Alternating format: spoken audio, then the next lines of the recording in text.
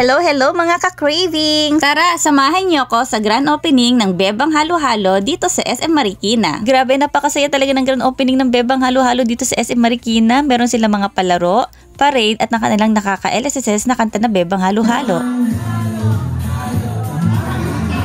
O diba, ang saya? Pero ang mas masaya pa dito ang matikman natin na nag-trendy nilang iba't ibang flavor ng Bebang Halo-Halo. The moment of truth, try na natin ang kanilang Presidential Halo-Halo. Isa to sa mga best seller nila. Let's go! Of course, una ko munang tinikman ng kanilang frozen milk and it was so good. Ang sarap! Siyempre ang kanilang toppings na ube halaya.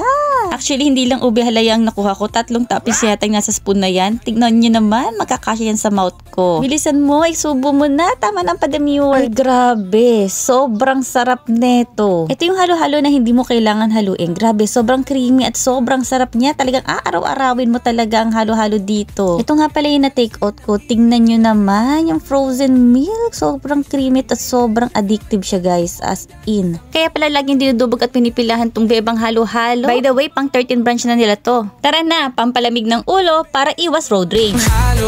Halo, pampalamig ng ulo. Huwag magalit, alisin ang init, ilagay